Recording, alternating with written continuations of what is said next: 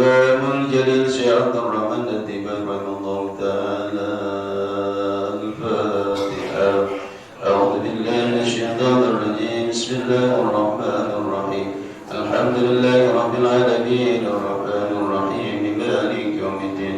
إياك نعبد وإياك نستعين اهدنا الصراط المستقيم صراط الذين أنعمت عليهم غير المغضوب عليهم ولا الضالين.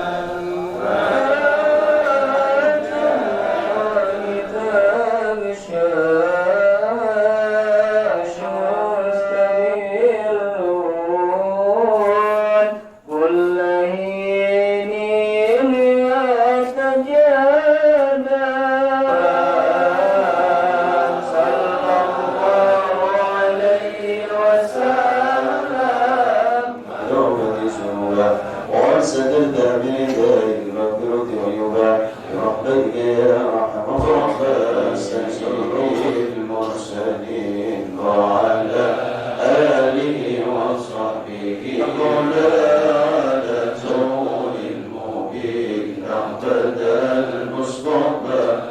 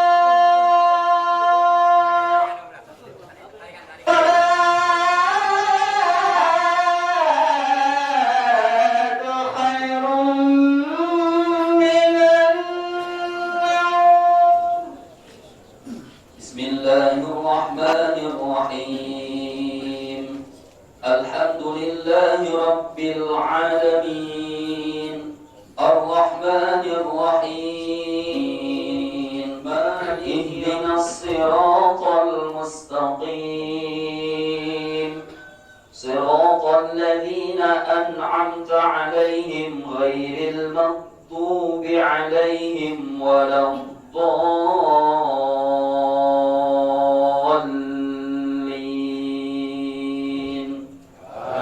لا يغشى والنهار إذا تجلى وما خلق الذكر والأنثى إن سعيه لليسرى وأما من بخل واستغنى وكذب بالحسنى فسنيسره الله تعالى بالأصحاب رسول الله أجمعين آمين اللهم رب العالمين حمدا شاكرا حمدا ناعما حمدا يوافي نعمه ويكافئ مزيده يا ربنا لك الحمد ولك الملك ولك الشكر كما ينبغي لجلال وجهك الكريم والعظيم سلطانك سبحانك اللهم وبحمدك لا نحصي ثناء عليك أنت كما أثنيت على نفسك ربنا توب إليك اللهم بك أسلمنا وبك أمسينا وبك نحيا وبك نموت إليك اللهم شكرا ينفضل قرة عين لا تنقطع ومرافقة نبيك محمد صلى الله عليه وسلم المؤمنين والمؤمنات والمسلمين والمسلمات الأحياء في الآخرة حسنة وقنا عذاب النار وصلى الله على سيدنا محمد النبي الأمي وعلى آله وصحبه وبارك وسلم سبحان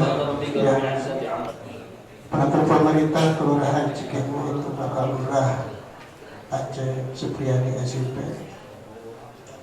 Mata Nomor Pitulih Hayati Bapak RW 02 dan Bapak RT RW Yayasan Al-Mansur ya. Mudah-mudahan para ketua DKM dan selalu senantiasa ada dalam kesehatan umur panjang Allah Subhanahu wa Ta'ala. Dan para jamaah sekalian, jamaah bersuci, pada sampai detik ini kita masih diberikan kesempatan untuk bisa sama-sama hadir dalam acara bersuci. Ya, marilah kita limpahkan kepada junjungan kita Nabi besar Muhammad Sallallahu Alaihi Wasallam. Maka mari kita ikuti rangkaian acara berikutnya, yaitu Rabbil alamin wa bihi nasta'in ala umur dunya waddin wassalatu wassalamu ala asyrafil anbiya'i wal mursalin sayyidina wa maulana Muhammadin wa ala alihi wa ashabihi ajma'in amma ba'du. As-sallallahu ayyubarika lana wa yubarika lakum ajma'in amin amin ya rabbal alamin. Yang sama-sama kita hormati yakni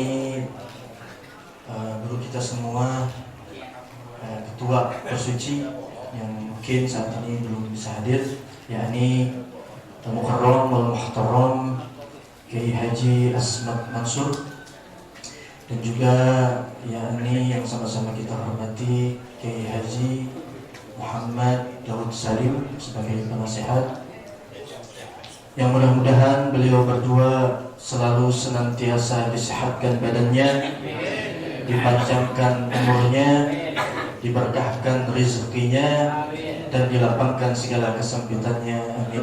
Luqmanul Hakim LC, dan juga yang sama-sama kita Ustaz Asim, Ustaz dan para asatidz yang lainnya, yang mudah-mudahan semuanya selalu senantiasa sehatkan badannya, khususnya Bapak Lurah kita yakni Bapak Acep, dan juga Bapak Babinsa, Ketua RT, Ketua RW semuanya, yang mudah-mudahan semuanya selalu senantiasa disehatkan badannya, dipanjangkan umurnya, diberkahkan rezekinya, nikmat iman dan Islam serta nikmat sehat wal afiat, sehingga kita bisa berkumpul bertatap muka di tempat yang insyaallah mubarakah ini dalam rangka mencapai akhir zaman nanti. Ya, ini Al-Ustaz Haji Nur Said, Al-Ustaz Oto Iskandar, di Musola Al-Kamilah ini dalam rangka acara bersuci, yakni berjamaah subuh Cikiwul.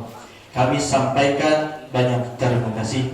Jazakallah khairal jazaa. Dan juga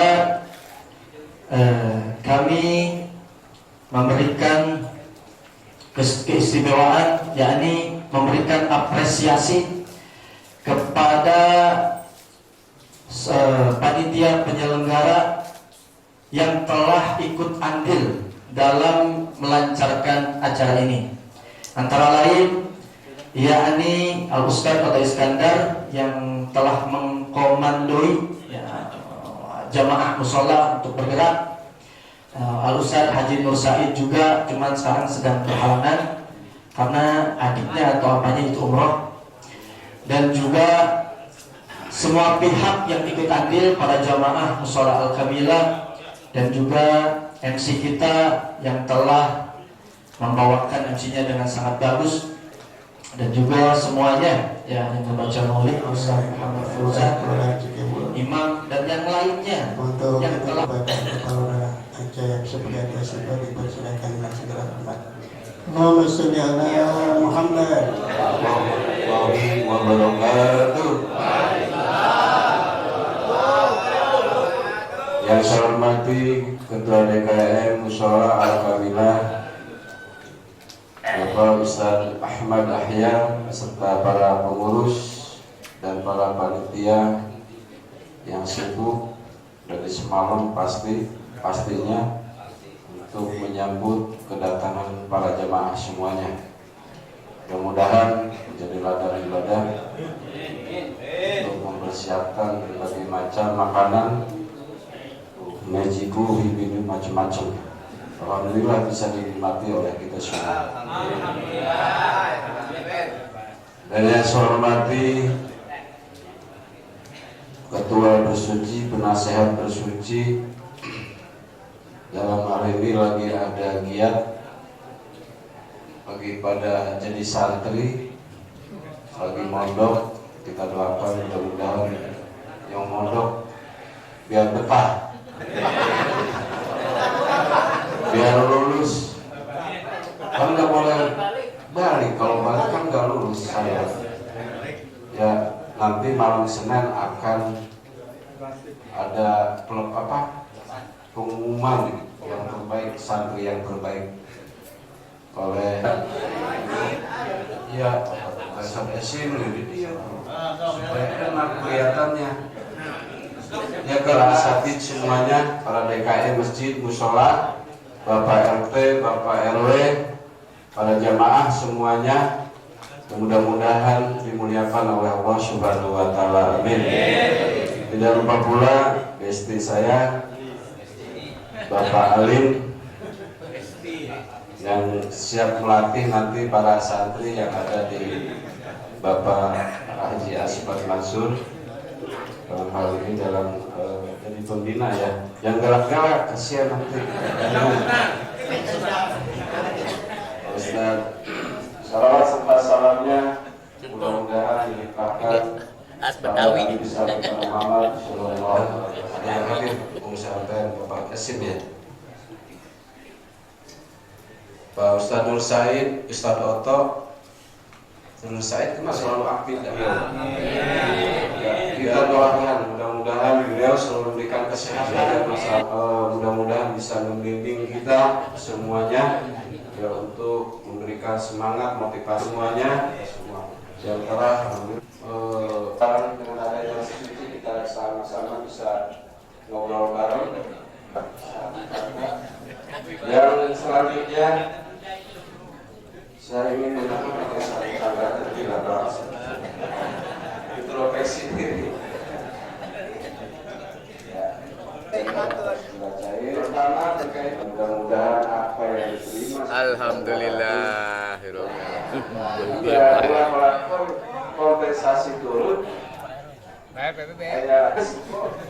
lebih aman. Ya insya Allah akan segera dicekkan. Untuk RW 02 ada nggak ya? Lupa tadi. Nah, bubur kacang tuh. Terus yang selanjutnya berkaitan ya, kami mohon untuk menertibkan tempat tinggal di sini sudah lama, maka kompensasi aneh-aneh ya.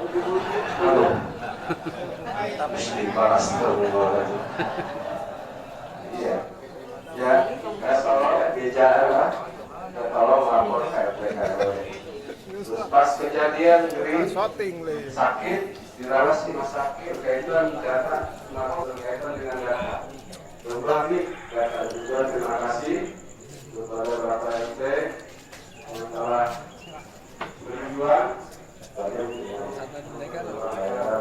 Ya, di sini ini di kelurahan itu ada RT, ada RW, ada lurah. Apalagi lurah menolak dia, seolah-olah sudah kecil masuk kelurahan. Ya, ini demi kebaikan kita semua. Jangan sampai ada masalah. Acara ceramah agama atau siraman rohani yang pada subuh ini akan disampaikan oleh guru kita kepada akhirnya Al-Ustaz Al-Fadil Bapak Ustaz Ajeng Alawi SPD, dipersilakan dengan segala hormat. Allahumma sholli ala Muhammad. Assalamualaikum warahmatullahi wabarakatuh.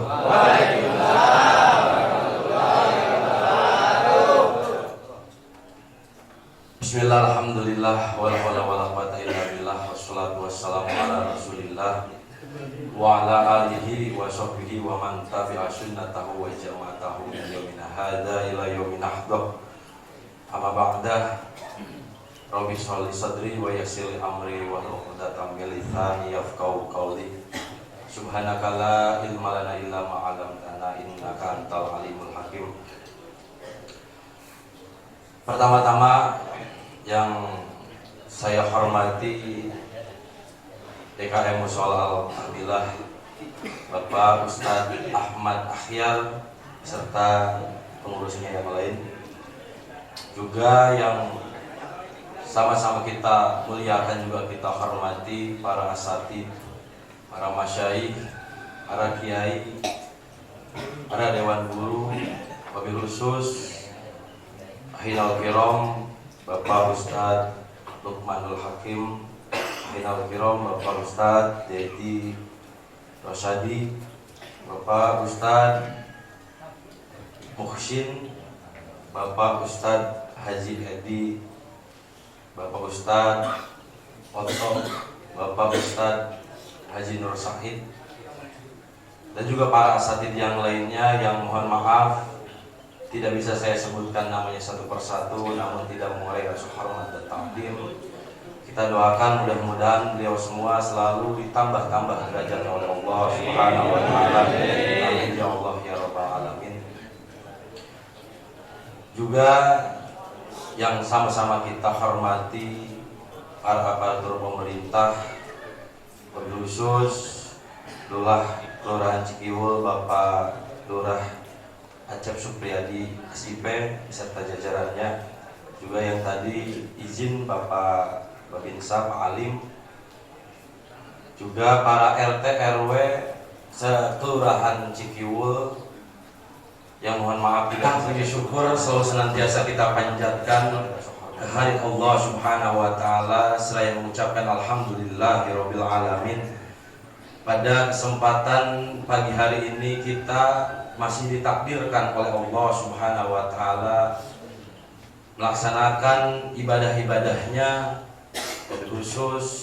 khususnya sholat subuh berjamaah, saling silaturahmi satu sama lain, thalabul ilmi, dan mudah-mudahan ini semua menjadi wasilah diampuninya segala dosa-dosa kita oleh Allah Subhanahu wa taala. Amin ya Allah ya rabbal alamin. Salawat serta salam selalu tercurah limpah dari junjungan kita Kanjeng Nabi Muhammad sallallahu alaihi wasallam, seraya mengucapkan Allahumma sholli ala sayyidina Muhammad wa ala ali sayyidina Muhammad. Hadirin jamaah rahimakumullah, ada doa singkat yang selalu dimunajatkan oleh baginda kita Kanjeng Nabi Muhammad sallallahu alaihi wasallam, walaupun sedikit singkat tapi maknanya sangat istimewa dan penuh dengan pelajaran-pelajaran untuk menjalani kehidupan kita. Yang mana doanya itu berbunyi Allahumma ana bika wa ilaika. Sakitu. Allahumma ana bika wa ilaika. Katalar.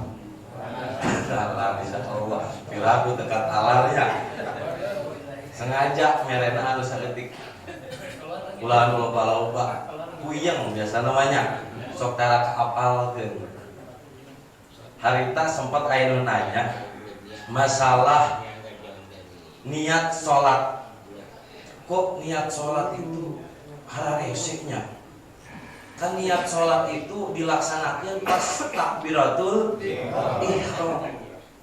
Lamun eta kabeh niat sholat dibaca usolli fardhu subhi rakaataini mustaqbilal qiblati ada lillahi ta'ala ada amamuma lillahi ta'ala. Bisa moal kira-kira lisan kita mengucapkan Allahu Akbar, hati kita mengucapkan itu semua.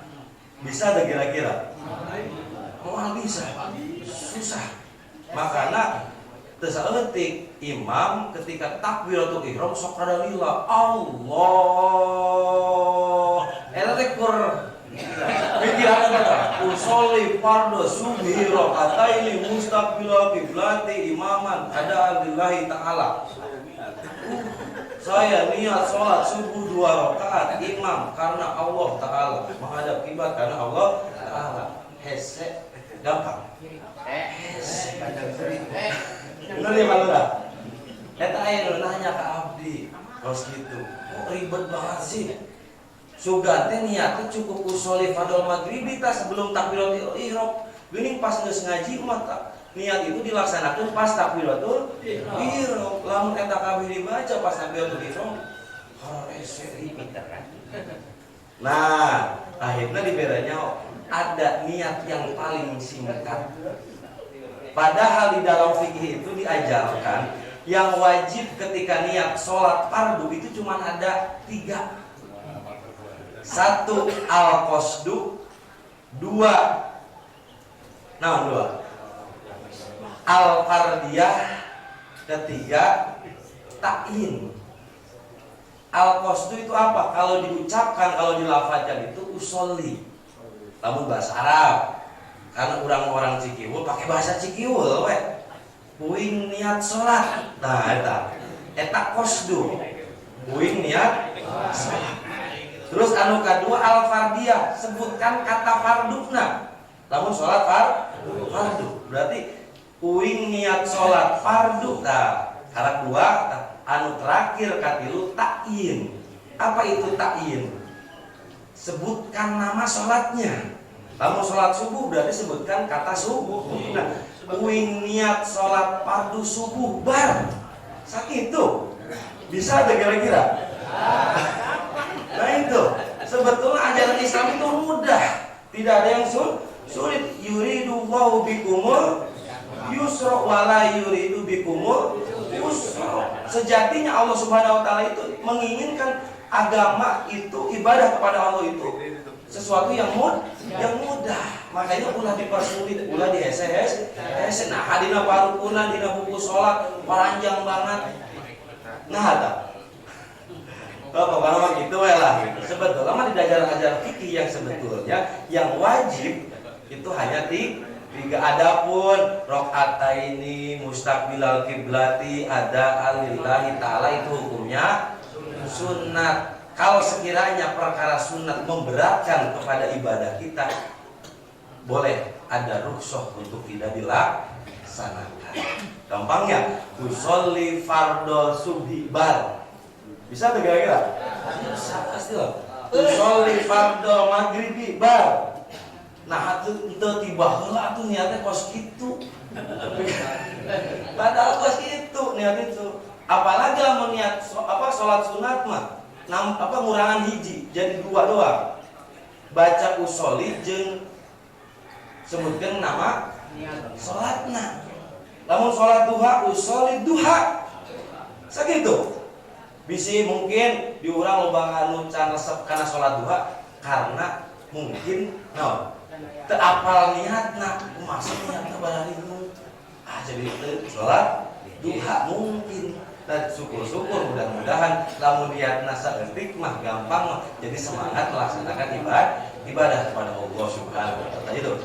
Jadi sebetulnya dalam ajaran Islam itu mudah. Bahkan ada yang bertanya dina masalah sepele padahal masalah tas cebok, nah ulama kenapa guru-guru kita memakruhkan untuk mencium tangan kiri kita. Jadi tas cebok teh makruh kumna nyium naon? Nyium leungeun kiri urang. Ku kabina-bina teuing sih ulama cuma tas cebok urang mun pika dimakruhkeun. Nyium naon? Leungeun. Kan kabina-bina, betul teu? Nu pika nemen pisan sih ulama kiai guru-guru urang pika ngahukuman makruh cuma nyium doang. Ternyata itu kanyaah dari para ulama. Kok bisa itu kasih sayang dari para ulama? Karena kalau tidak di-cut, tidak dimakruhkan, maka akan terjadilah rasa was-was.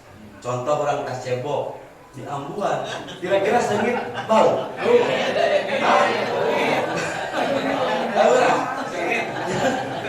Ayo salah sedikit nggak?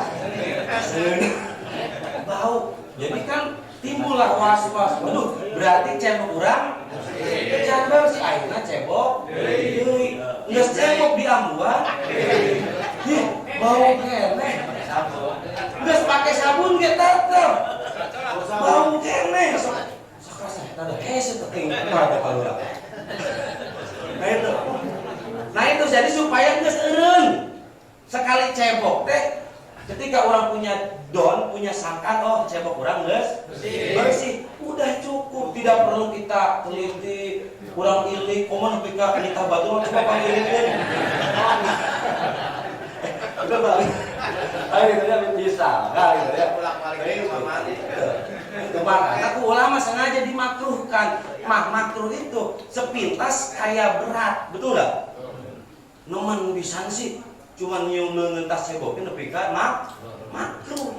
Padahal di dalam hukum makruh itu terdapat kasih sayang dari para ulama. Nah itu.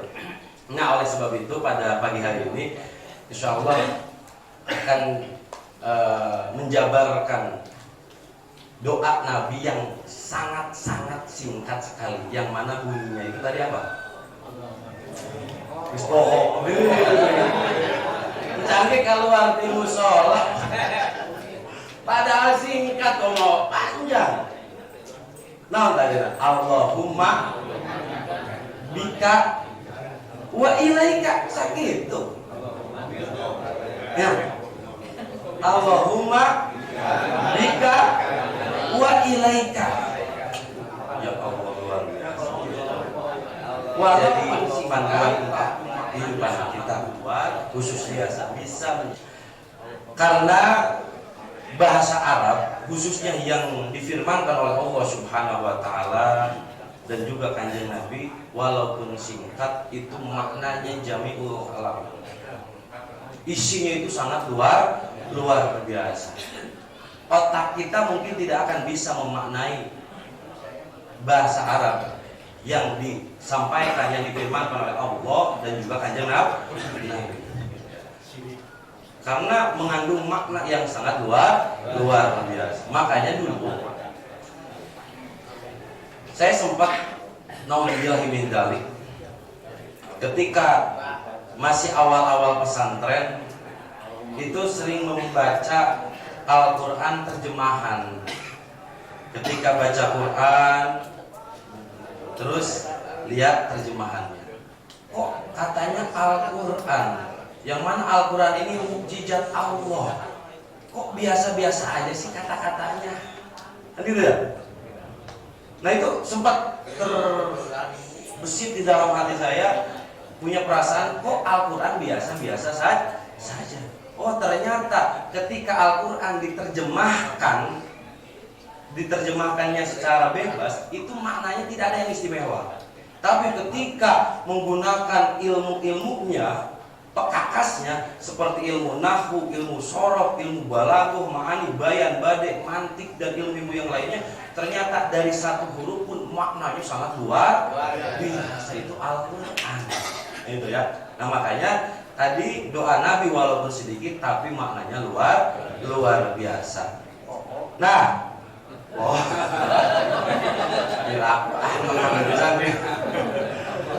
Allahumma bika wa ilaika. Lamun diterjemahkan secara bebas, Allahumma bika wa ilaika itu, ya Allah, saya denganmu dan saya kepadamu. Sakitu makna secara terjemah bebas. Tapi kalau diartikan dengan menggunakan alat-alatnya, pekakasnya, itu maknanya sangat luar biasa. Contoh, kita menggunakan ilmu nahwu. Allahumma bika, di situ menggunakan harap jarba. Harap jarba, yang mana harap jarba itu, harap jarba itu memiliki berbagai macam makna. Salah satunya memiliki makna sababiyah. Jadi kalau diartikan menggunakan ilmu nahwu itu, ya Allah, aku dengan sebabmu ada di alam dunia ini. Aku sekarang karenamu. Aku bisa seperti ini karenamu. Dan apa yang terjadi di aku itu karenamu. Itu kalau bak bermakna sababiyah. Nah, disinilah Kanjeng Nabi Muhammad SAW memberikan pesan secara tidak langsung kepada kita agar kita ini apa yang terjadi kepada diri kita semua itu sababiyahnya karena Allah Subhanahu wa Ta'ala. Paham ya? Semua yang terjadi pada kita, baik itu yang sifatnya ikhtiari. Apa itu ikhtiari? Sesuatu yang terjadi tapi masih bisa dikendalikan oleh kita.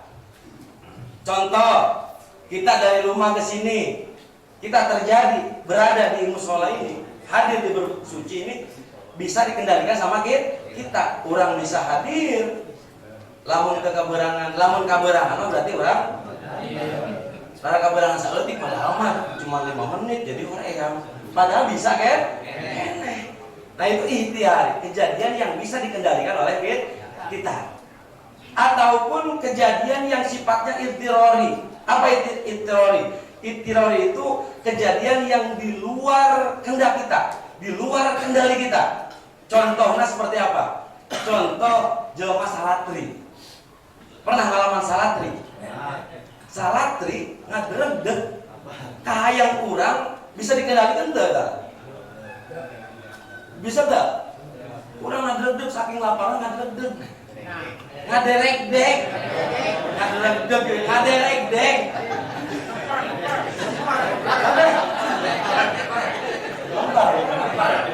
Ngeleper. Bener ya? Saking laparna salatri, eta bisa dicegah dan dikendalikan enggak urang? Di luar kendali kita dah. Betul tak? Atau ketika orang naik ke tetangkalan, murah. Kayang orang bisa dikendalikan enggak? Betul tak? Nah itu semua yang bisa dikendalikan sama kita atau yang tidak bisa dikendalikan oleh kita, semua yang terjadi pada diri kita itu hakikatnya Allah Subhanahu wa Ta'ala. Makanya ketika semua apapun itu yang terjadi pada diri kita, ketika dikembalikan kepada Allah Subhanahu wa Ta'ala, itu akan merasa nyaman, tentram, damai, dan selalu bahagia. Tadi cek sana DKM akan selalu bahagia dan akan selalu baik semuanya. Kalau semua itu dikembalikan kepada siapa? Allah Subhanahu wa Ta'ala. Contoh tadi, sesuatu yang bisa dikendalikan oleh kita dari rumah ke sini itu kan bisa dikendalikan sama kita. Kita hadir bisa. Tapi kalau kita kembalikan kepada Allah Subhanahu wa taala, oh, kita hadir di bersuci ini, kita hadir di pengajian, di majelis taklim, itu sababiahnya, hakikatnya karena Allah Subhanahu wa taala. Itu tidak akan timbul rasa ujub. Aing rajin aing mah ya. Rajin bersuci, rajin mangkat ngaji. Nah, itu mual ayat kata ujub mual. Kenapa? Karena merasa bahwa saya berada di sini itu karena Allah Subhanahu wa taala. Betul nggak? Tapi kalau tidak dikembalikan kepada Allah Subhanahu wa taala pasti akan merasa aing teh ya batur mah kedul bat ngaji. Ayo we na gulung dunia. Kan gitu seudona. Lain malah menang pahala gede tapi malah menang dosa. Nah itu. Padahal biasa we nafsi orang tidak merasa diri orang hebat, orang tidak menyalahkan orang lain. Kenapa sebabnya? Karena semua itu dikembalikan kepada Allah Subhanahu wa taala. Itu ketika menghadapi sesuatu yang bisa dikendalikan oleh kita. Nah, begitupun ketika menghadapi sesuatu yang di luar kendali kita, apabila dikembalikan kepada Allah Subhanahu wa taala, kita akan biasa. Contoh, nona tuh dagang, kira-kira dagang wajib untung wajib rugi? Itu malu gimana? Nyalon dewan wajib menang wajib eleh? Dagang wajib untung wajib rugi? Ini loh bang dagang rugi. Jadi wajib untung wajib rugi. Wajib rugi. Gini loh, baru dagang untung. Jadi kenapa, Lurah? Ya berharap untung. Nah, berharap untung. Berarti kan sesuatu yang bukan pas. Bisa untung, bisa rugi. Nah, itu kan di luar kendali kita, betul nggak?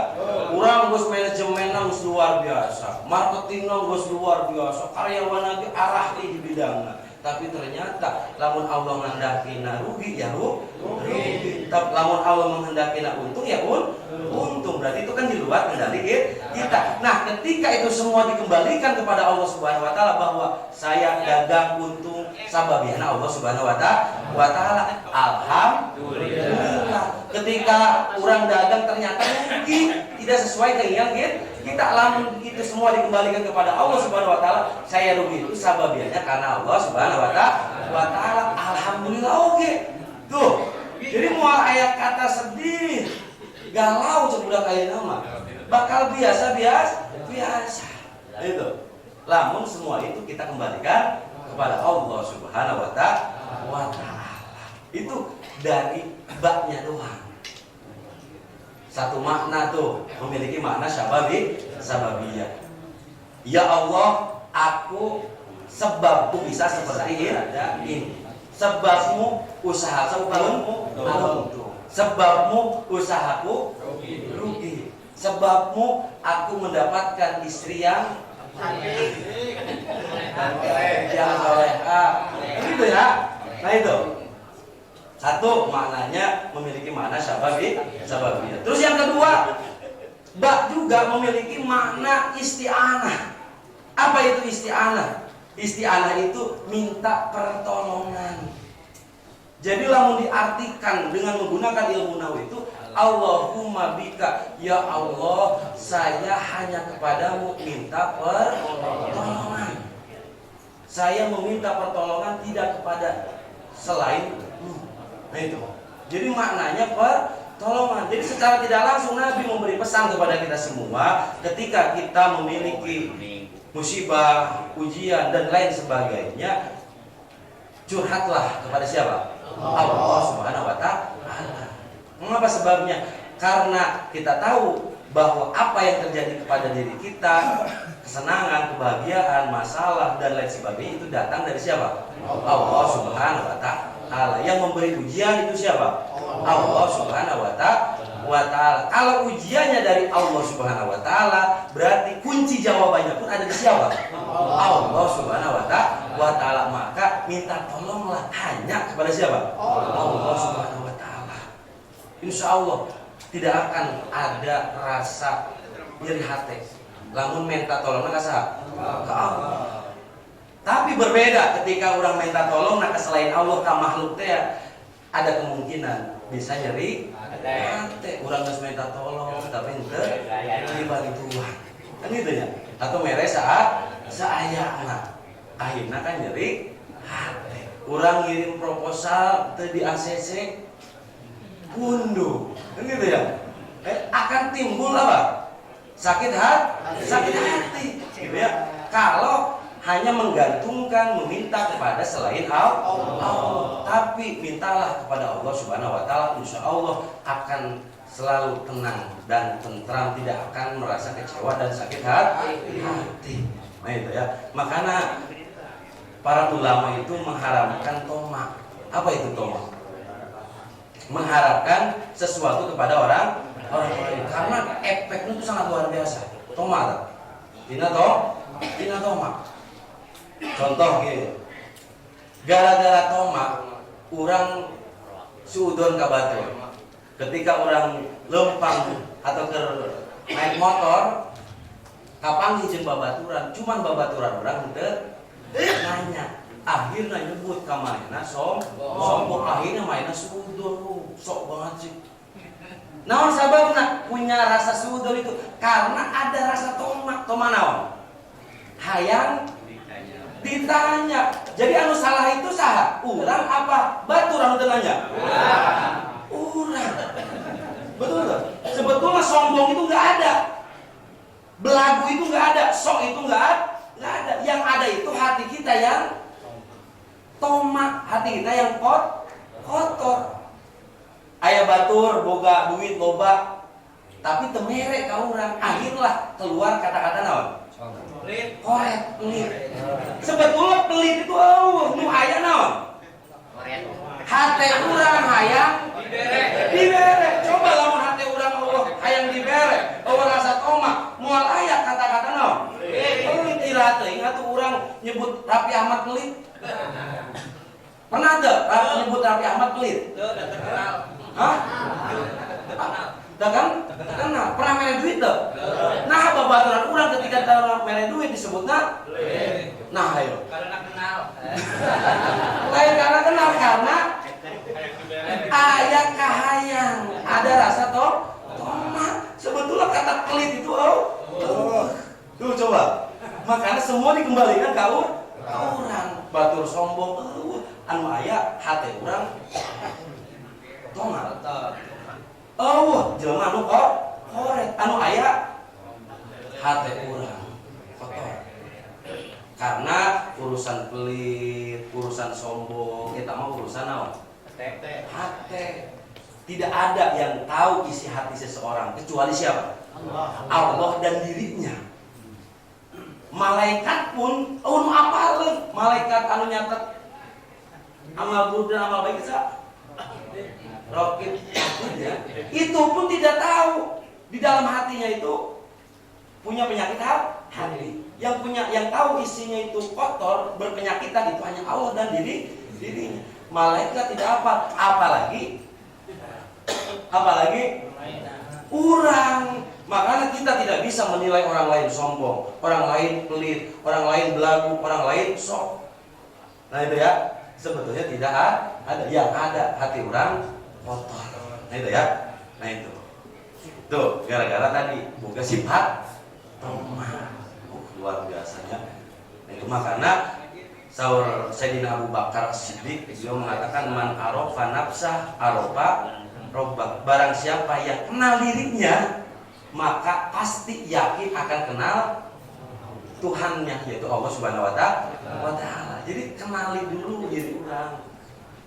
Insya Allah orang bakal kenal Allah Subhanahu wa taala. Jadi kembali lagi bahwa ba itu selain maknanya sababnya juga memiliki makna isti'an, bahwa segala sesuatu itu mintalah kepada siapa? Allah Subhanahu wa taala.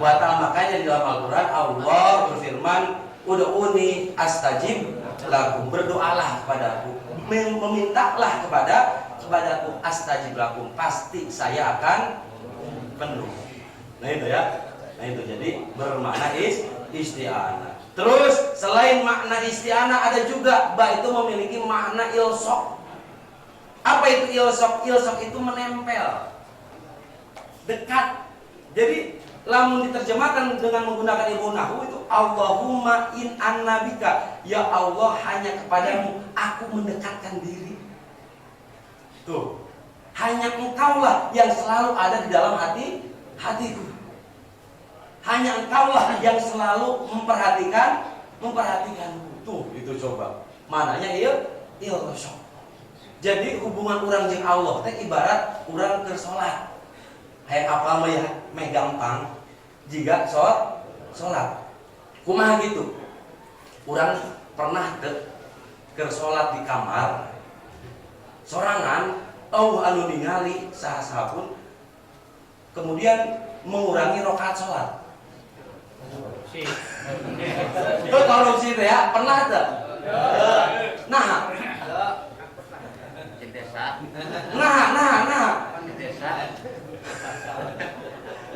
Nah, yo Karena tahu lagi beribadah kepada Allah.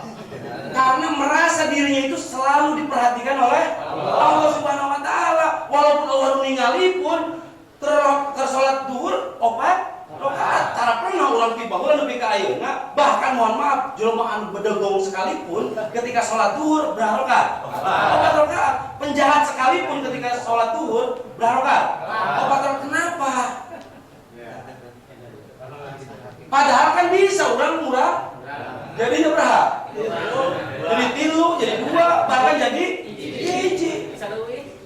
Ya, betul tuh. Nah itu.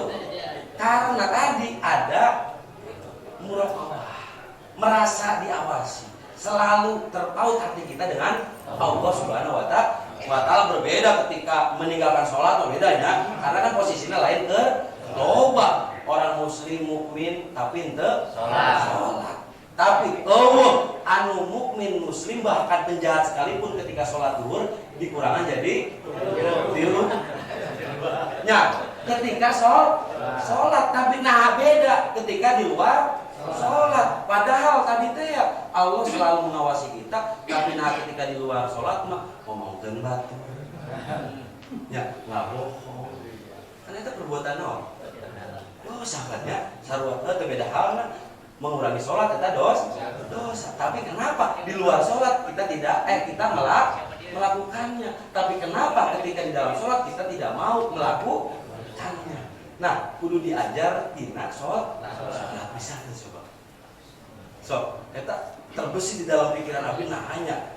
Padahal ada kesempatan ya. Tapi dah mudah, temani. Nah, di luar sholat pun harusnya seperti itu. Kenapa? Karena tadi muraqabah.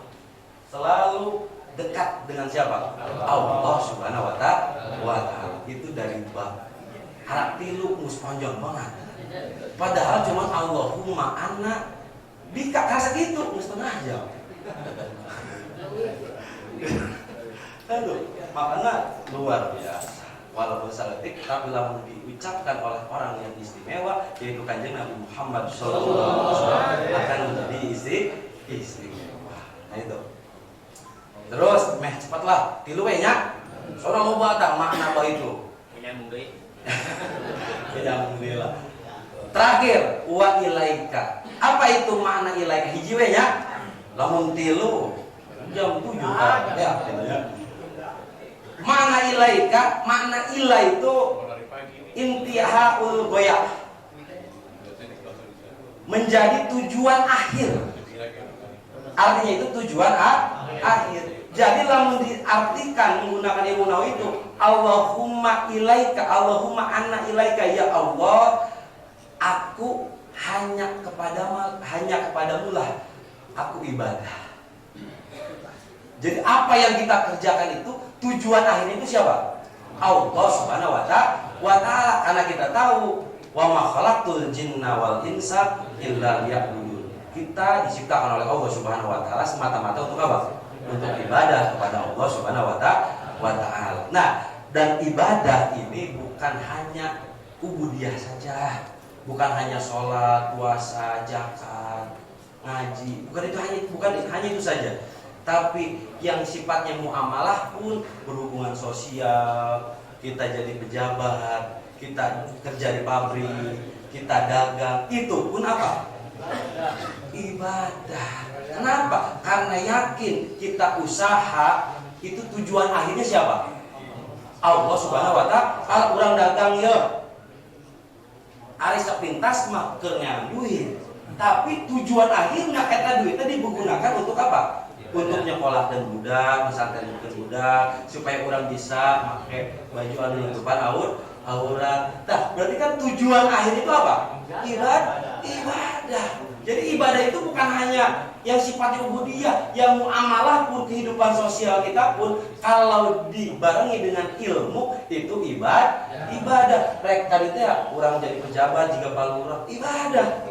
Orang jadi pedagang ibadah. Bahkan mohon maaf, calo ge ibadah. Calo ya itu tukang calo tuh. Calo ge ibadah. Lamun jeung ilmu karena nyaloan kayak ilmu nyalo ya ilmu kumaha.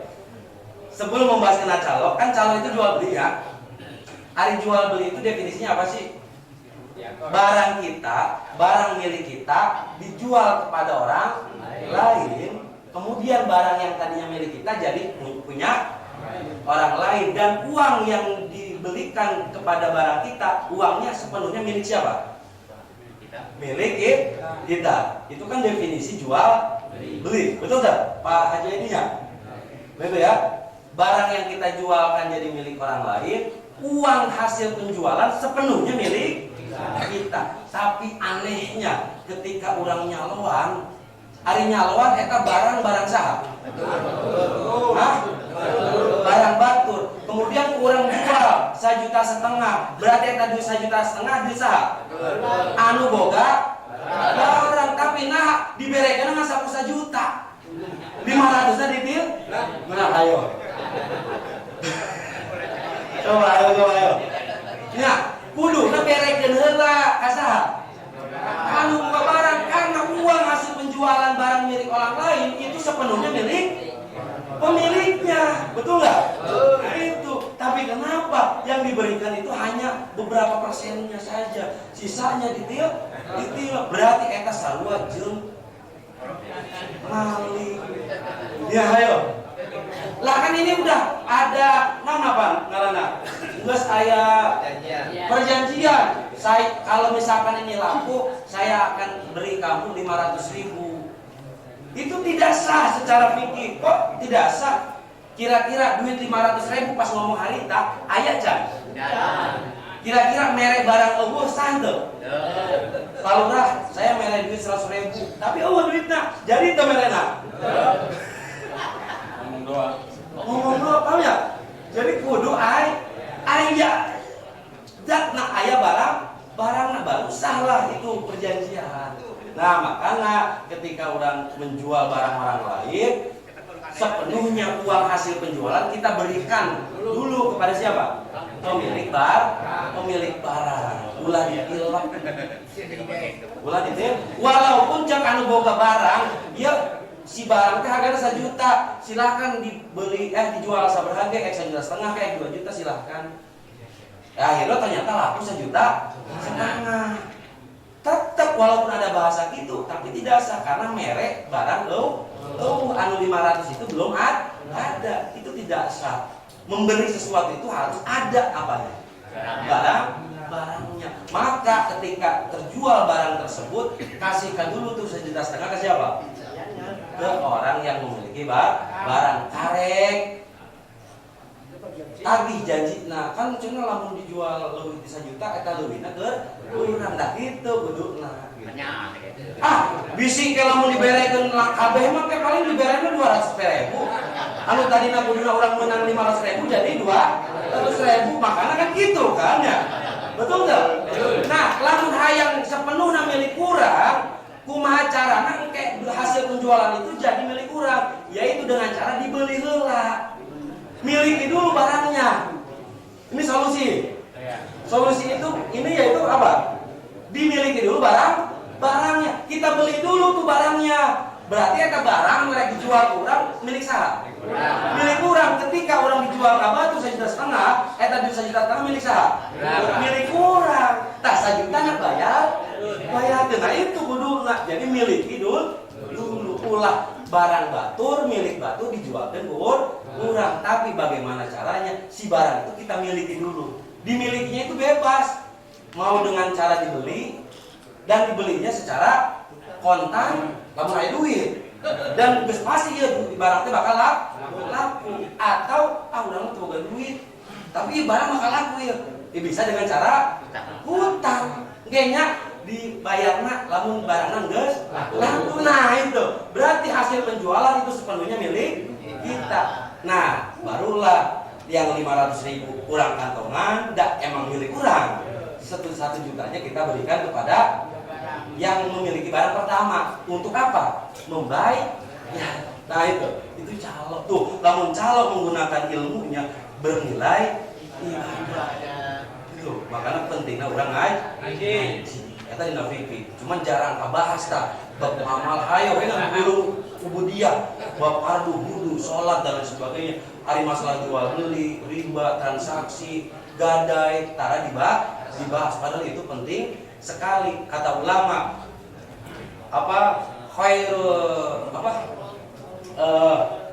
astagfirullahaladzim,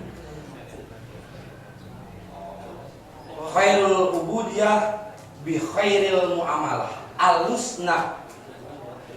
khairul ibadah bi khairil muamalah. Bagusnya ibadah ubudiyah kita, hubungan kita dengan Allah Subhanahu wa taala tergantung baik dan jeleknya hubungan kita dengan sesama hubungan sosial, kayak jual beli, kayak dagang gitu ya, kayak gadai dan lain sebagainya. Itu ya. Jadi kembali lagi, wa ilaika itu maknanya apa? Intihaul ghaiyah. Bahwa kita niatkan segala sesuatu itu yang menjadi tujuan utamanya yaitu siapa? Allah Subhanahu wa taala. Ibadah kita, muamalah kita, hubungan sosial kita, semua kita niatkan karena Allah Subhanahu wa taala. Gitunya.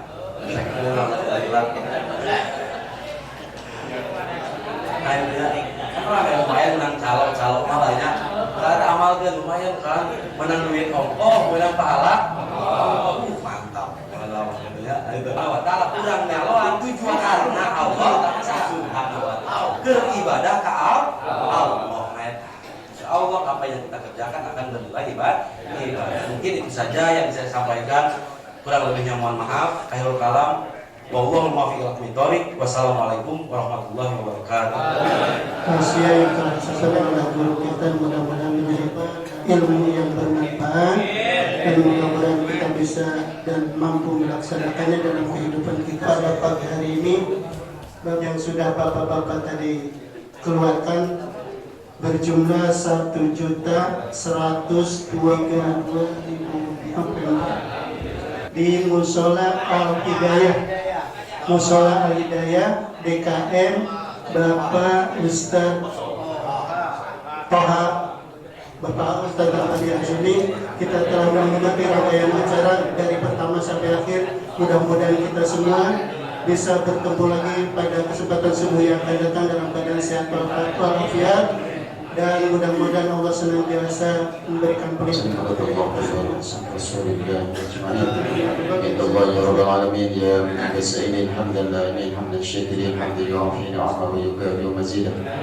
Ya Rabbana lakal hamdu kama yanbaghi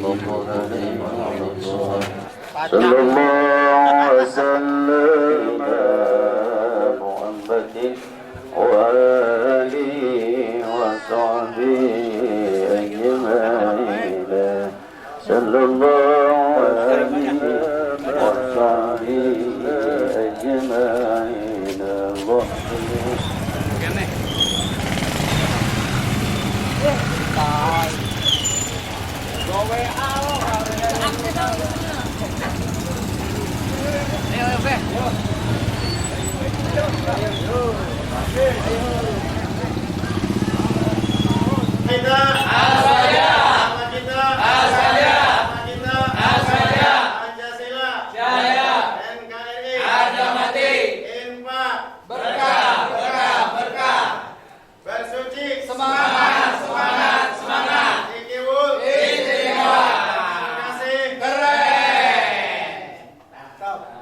Bisa sampai